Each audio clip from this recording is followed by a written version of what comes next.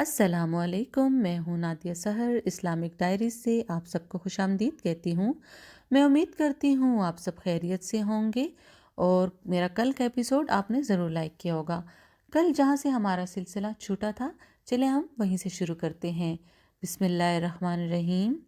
تاجدار دو عالم کے خطبات۔ نبی و رسول چونکہ دین کے داعی اور شریعت ملت کے مبلغ ہوتے ہیں اور تعلیم شریعت اور تلقین دین کا بہترین ذریعہ خطبہ اور واعظ ہی ہے، اس لیے ہر نبی و رسول کا خطیب اور واعظ ہونا ضروریات نبوت میں سے ہیں۔ یہی وجہ ہے کہ جب اللہ تعالیٰ نے حضرت موسیٰ علیہ السلام کو اپنی رسالت سے سرفراز فرما کر فرعون کے پاس بھیجا تو حضرت موسیٰ علیہ السلام نے اس وقت یہ دعا مانگی کہ رب اشرح لی صدری ویسر لی امری واحلل عقدۃ من لسانی یفقہوا قولی۔ اے میرے رب، میرا سینہ کھول دے، میرے لیے میرا کام آسان کر اور میری زبان کی گرہ کھول دے کہ وہ لوگ میری بات سمجھیں۔ حضور اقدس صلی اللہ علیہ وآلہ وسلم چونکہ تمام رسولوں کے سردار اور سب نبیوں کے خاتم ہیں، اس لیے خداوند قدوس نے آپ کو خطابت و تقریر میں ایسا بے مثال کمال عطا فرمایا کہ آپ افصح العرب، تمام عرب میں سب سے بڑھ کر فصیح ہوئے، اور آپ کو جوامع الکلم کا معجزہ بخشا گیا کہ آپ کی مبارک سے نکلے ہوئے ایک ایک لفظ میں معافی و مطالب کا سمندر موجیں مارتا ہوا نظر آتا تھا، اور آپ کے جوش تکلم کی تاثرات سے سامعین کے دلوں کی دنیا میں انقلاب عظیم پیدا ہو جاتا تھا۔ چنانچہ جمعہ و عیدین کے خطبوں کے سوا سینکڑوں مواقع پر آپ نے ایسے ایسے فصیح و بلیغ خطبات اور مؤثر واعظ ارشاد فرمائے کہ فصحائے عرب حیران رہ گئے، اور ان خطبوں کے اثرات و تاثرات سے بڑھ کر سنگ دلوں کے دل موم کی طرح پگھل گئے، اور دم زدن میں ان کے قلوب کی دنیا ہی بدل گئی۔ چونکہ آپ صلی اللہ علیہ وآلہ وسلم مختلف حیثیتوں کے جامع تھے، اس لیے آپ کی یہ مختلف حیثیات آپ کے خطبات کے طرز بیان پر اثر انداز ہوا کرتی تھی۔ آپ ایک دین کے داعی بھی تھے، فاتح بھی تھے، امیر لشکر بھی تھے، مسلح قوم بھی تھے، فرمان روا بھی تھے۔ اس لیے ان حیثیتوں کے لحاظ سے آپ کے خطبات میں قسم قسم کا زور بیان اور طرح طرح کا جوش کلام ہوا کرتا تھا۔ جوش بیان کا یہ عالم تھا کہ بسا اوقات خطبہ کے دوران میں آپ کی آنکھیں سرخ اور آواز بہت ہی بلند ہو جایا کرتی تھی، اور جلال نبوت کے جذبات سے آپ کے چہرہ انور پر غضب کے آثار نمودار ہو جاتے تھے۔ بار بار انگلیوں کو اٹھا اٹھا کر اشارہ فرماتے تھے، گویا ایسا معلوم ہوتا تھا کہ آپ کسی لشکر کو للکار رہے ہیں۔ مسلم جلد الف صاد 284، کتاب الجمعہ۔ چنانچہ حضرت عبداللہ بن عمر رضی اللہ تعالیٰ عنہ آپ کے پرجوش خطبہ اور تقریر کے جوش و خروش کی بہترین تصویر کھینچتے ہوئے ارشاد فرماتے ہیں کہ میں نے حضور صلی اللہ علیہ وآلہ وسلم کو منبر پر خطبہ دیتے سنا۔ آپ فرما رہے تھے کہ خداوند جبار آسمانوں اور زمین کو اپنے ہاتھ میں لے لے گا، پھر فرمائے گا کہ میں جبار ہوں، میں بادشاہ ہوں، کہاں ہیں یہ جبار لوگ، کدھر ہیں متکبرین۔ یہ فرماتے ہوئے حضور صلی اللہ علیہ وآلہ وسلم کبھی مٹھی بند کر لیتے، کبھی مٹھی کھول دیتے، اور آپ کا جسم اقدس جوش میں کبھی دائیں کبھی بائیں جھک جھک کر جاتا، یہاں تک کہ میں نے یہ دیکھا کہ منبر کا نچلا حصہ بھی اس قدر ہل رہا تھا کہ میں اپنے دل میں یہ کہنے لگا کہ کہیں یہ منبر آپ کو لے کر گر تو نہیں پڑے گا۔ آپ نے منبر پر زمین پر اونٹ کی پیٹھ پر کھڑے ہو کر جیسا موقع پیش آیا خطبہ دیا ہے۔ کبھی کبھی آپ نے طویل خطبات بھی دیے، لیکن عام طور پر آپ کے خطبات بہت مختصر مگر جامع ہوتے تھے۔ میدان جنگ میں آپ صلی اللہ علیہ وآلہ وسلم کمان پر ٹیک لگا کر خطبات ارشاد فرماتے، اور مسجدوں میں جمعہ کا خطبہ پڑھتے وقت دست مبارک میں عصا ہوتا تھا۔ آپ کے خطبوں کے اثرات کا یہ عالم ہوتا تھا کہ بعض مرتبہ سخت سے سخت اشتعال انگیز موقعوں پر آپ کے چند جملے محبت کا دریا بہا دیتے تھے۔ حضرت انس رضی اللہ تعالیٰ عنہ کا بیان ہے کہ ایک دن آپ نے اثر انگیز اور ولولہ خیز خطبہ پڑھا کہ میں نے کبھی ایسا خطبہ نہیں سنا تھا۔ درمیان خطبہ میں آپ نے یہ ارشاد فرمایا کہ اے لوگو، جو میں جانتا ہوں اگر تم جان لیتے تو ہنستے کم اور روتے زیادہ۔ زبان مبارک سے اس جملے کا نکلنا تھا کہ سامعین کا یہ حال ہو گیا کہ لوگ کپڑوں میں منہ چھپا چھپا کر زار و قطار رونے لگے۔ بخاری جلد 2 صوت 665 تفسیر سورہ مائدہ۔ سرور کائنات کی عبادات۔ حضور اقدس صلی اللہ علیہ وآلہ وسلم باوجود بے شمار مشاغل کے اتنے بڑے عبادت گزار تھے کہ تمام انبیاء و مرسلین علیہ الصلاۃ والسلام کی مقدس زندگیوں میں اس کی مثال ملنی دشوار ہے۔ بلکہ سچ تو یہ ہے کہ تمام انبیاء سابقین کے بارے میں صحیح طور سے یہ بھی نہیں معلوم ہو سکتا کہ ان کا طریقہ عبادت کیا تھا اور ان کے کون کون سے اوقات عبادتوں کے لیے مخصوص تھے۔ تمام انبیاء کرام کی امتوں میں یہ فخر و شرف صرف حضور صلی اللہ علیہ وآلہ وسلم کے صحابہ ہی کو حاصل ہوئے۔ انہوں نے اپنے پیارے رسول صلی اللہ علیہ وآلہ وسلم کی عبادات کے تمام طریقوں، ان کے اوقات و کیفیات، غرض اس کے ایک ایک جزیہ کو محفوظ رکھا ہے۔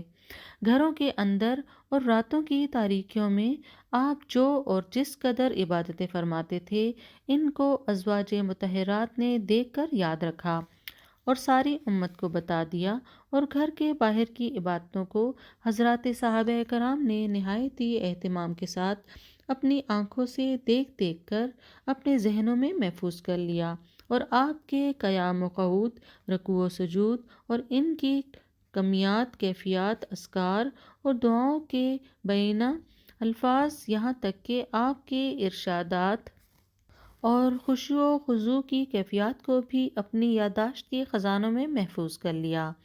پھر امت کے ساتھ ان عبادتوں کا اس قدر چرچا کیا کہ نہ صرف کتابوں کے اوراق میں وہ محفوظ ہو کر رہ گئے، بلکہ امت کے ایک ایک فرد، یہاں تک کہ پردہ نشین خواتین کو بھی ان کا علم حاصل ہو گیا، اور آج مسلمانوں کا ایک ایک بچہ، خواہ وہ کرۂ ارض کے کسی بھی گوشہ میں رہتا ہو، اس کو اپنے نبی کی عبادتوں کے مختلف حالات معلوم ہے، اور وہ ان عبادتوں پر اپنے نبی کی اتباع میں جوش ایمان اور جذبہ عمل کے ساتھ کاربند ہے۔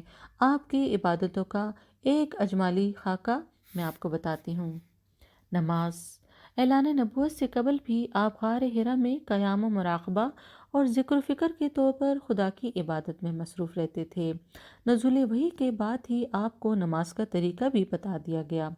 پھر شب معراج میں نماز پنجگانہ فرض ہوئی۔ حضور صلی اللہ علیہ وآلہ وسلم نماز پنجگانہ کے علاوہ نماز اشراق، نماز چاشت، تحت الوضو، تحت المسجد، صلاۃ الاوابین وغیرہ سنن و نوافل ادا فرماتے تھے۔ راتوں کو اٹھ اٹھ کر نمازیں پڑھا کرتے تھے۔ تمام عمر نماز تہجد کے پابند رہے۔ راتوں کے نوافل کے بارے میں مختلف روایات ہیں۔ بعض روایتوں میں یہ آیا ہے کہ آپ نماز عشاء کے بعد کچھ دیر سوتے، پھر کچھ دیر تک اٹھ کر نماز پڑھتے، پھر سو جاتے، پھر اٹھ کر نماز پڑھتے، غرض صبح تک یہی حالت قائم رہتی۔ کبھی 2/3 رات گزر جانے کے بعد بیدار ہوتے اور صبح صادق تک نمازوں میں مشغول رہتے۔ کبھی نصف رات گزر جانے کے بعد بستر سے اٹھ جاتے اور پھر ساری رات بستر پر نہیں لگاتے تھے اور لمبی لمبی صورتیں نمازوں میں پڑھا کرتے تھے۔ کبھی رکوع و سجود طویل ہوتا، کبھی قیام طویل ہوتا، کبھی 6 رکعت، کبھی 8 رکعت، کبھی اس سے کم، کبھی اس سے زیادہ۔ آخر عمر شریف میں کچھ رکعتیں کھڑے ہو کر، کچھ بیٹھ کر ادا فرماتے۔ نماز وتر نماز تہجد کے ساتھ ادا فرماتے۔ رمضان شریف خصوصاً آخری عشرے میں آپ کی عبادت بہت زیادہ بڑھ جاتی تھی۔ آپ ساری رات بیدار رہتے اور اپنی ازواج مطہرات سے بے تعلق ہو جاتے تھے اور گھر والوں کو نمازوں کے لیے جگایا کرتے تھے اور عموماً اعتکاف فرماتے تھے۔ نمازوں کے ساتھ ساتھ کبھی کھڑے ہو کر، کبھی بیٹھ کر، کبھی سر بسجود ہو کر نہایت آہ و زاری اور گریہ و بکا کے ساتھ گڑ گڑا کر راتوں میں دعائیں بھی مانگا کرتے۔ رمضان شریف میں حضرت جبریل علیہ السلام کے ساتھ قرآن عظیم کا دور بھی فرماتے اور تلاوت قرآن مجید کے ساتھ طرح طرح کی مختلف دعاؤں کا ورد بھی فرماتے اور کبھی کبھی ساری رات نمازوں اور دعاؤں میں کھڑے رہتے، یہاں تک کہ پائے اقدس میں ورم آ جایا کرتا تھا۔ سہائے ستہ وغیرہ کتب و حدیث۔ روزہ رمضان شریف کے روزوں کے علاوہ شعبان میں بھی قریب قریب مہینے بھر آپ روزہ دار ہی رہتے تھے۔ سال کے باقی مہینوں میں بھی یہی کیفیت رہتی تھی۔ اگر روزہ رکھنا شروع فرما دیتے تو معلوم ہوتا تھا کہ اب کبھی روزہ نہیں چھوڑیں گے، پھر ترک فرما دیتے تو معلوم ہوتا تھا کہ اب کبھی روزہ نہیں رکھیں گے۔ خاص کر ہر مہینے میں 3 دن ایام بیس کے روزے، دوشنبہ جمعرات کے روزے، عاشورہ کے روزے، عشرہ ذی الحجہ کے روزے، شوال کے 6 روزے معمولاً رکھا کرتے تھے۔ کبھی کبھی آپ صوم و وصال بھی رکھتے تھے، یعنی کئی دن رات کا ایک روزہ، مگر اپنی امت کو ایسا روزہ رکھنے سے منع فرماتے تھے۔ بعض صحابہ نے عرض کیا کہ یا رسول اللہ صلی اللہ علیہ وآلہ وسلم، آپ تو صوم وصال رکھتے ہیں۔ ارشاد فرمایا کہ تم میں مجھ جیسا کون ہے؟ میں اپنے رب کے دربار میں رات بسر کرتا ہوں اور وہ مجھ کو روحانی غذا کھلاتا اور پلاتا ہے۔ بخاری و مسلم۔ صوم وصال۔ چونکہ حضرت انبیاء علیہ السلام پر خداوند قدوس نے زکوٰۃ فرض ہی نہیں فرمائی ہے، اس لیے آپ پر زکوٰۃ فرض ہی نہیں تھی۔ زرقانی جیم 8 صوت 90۔ لیکن آپ کے صدقات و خیرات کا یہ عالم تھا کہ آپ اپنے پاس سونا چاندی یا تجارت کا کوئی سامان یا مویشی کا کوئی ریوڑ رکھتے ہی نہیں تھے، بلکہ جو کچھ بھی آپ کے پاس آتا سب خدا کی راہ میں مستحقین پر تقسیم فرما دیا کرتے تھے۔ آپ کو یہ گوارا ہی نہیں تھا کہ رات بھر کوئی مال و دولت خزانۂ نبوت میں رہ جائے۔ ایک مرتبہ ایسا اتفاق پڑا کہ خراج کی رقم اس قدر زیادہ آ گئی کہ وہ شام تک تقسیم کرنے کے باوجود ختم نہ ہو سکی، تو آپ رات بھر مسجد ہی میں رہ گئے۔ جب حضرت بلال رضی اللہ تعالیٰ عنہ نے آ کر یہ خبر دی کہ یا رسول اللہ صلی اللہ علیہ وآلہ وسلم، ساری رقم تقسیم ہو چکی، تو آپ نے اپنے مکان میں قدم رکھا۔ حج۔ اعلان نبوت کے بعد مکہ مکرمہ میں آپ نے 2 یا 3 حج کیے، لیکن ہجرت کے بعد مدینہ منورہ سے سن 10 ہجری میں آپ نے ایک حج فرمایا جو حجۃ الوداع کے نام سے مشہور ہے، جس کا مفصل ذکر میں آپ سے کر چکی ہوں۔ حج کے علاوہ ہجرت کے بعد آپ نے 4 عمرے بھی ادا فرمائے۔ ذکر الہی۔ حضرت عائشہ رضی اللہ تعالیٰ عنہ کا بیان ہے کہ آپ ہر وقت، ہر گھڑی، ہر لحظہ ذکر الہی میں مصروف رہتے تھے۔ اٹھتے بیٹھتے، چلتے پھرتے، کھاتے پیتے، سوتے جاگتے، وضو کرتے، نئے کپڑے پہنتے، سوار ہوتے، سواری سے اترتے، سفر میں جاتے، سفر سے واپس ہوتے، بیت الخلاء میں داخل ہوتے اور نکلتے، مسجد میں آتے جاتے، جنگ کے وقت، آندھی، بارش، بجلی کڑکتے وقت، ہر حال میں دعائیں ورد زبان پر رہتی تھی۔ خوشی اور غمی کے اوقات میں، صبح صادق طلوع ہونے کے وقت، غروب آفتاب کے وقت، مرغ کی آواز سن کر، گدے کی آواز سن کر، غرض کون سا ایسا موقع تھا کہ آپ کوئی دعا نہ پڑھتے؟ دن ہی میں نہیں بلکہ رات کے سناٹوں میں بھی برابر دعا خوانی اور ذکر الہی میں مشغول رہتے، یہاں تک کہ بوقت وفات بھی جو فکرہ بار بار ورد زبان رہا وہ رفیق الاعلیٰ کی دعا تھی۔ سہائے ستہ، حسن حسین وغیرہ کتب و احادیث۔ میں امید کرتی ہوں میرا آج کا ایپیسوڈ آپ کو پسند آئے گا، تو میری ویڈیو کو لائک کریں، شیئر کریں، میرے چینل کو سبسکرائب کریں۔ اپنا بہت زیادہ خیال رکھیے گا، دعاؤں میں یاد رکھیے گا۔ آپ سب کا بہت شکریہ۔ اللہ حافظ۔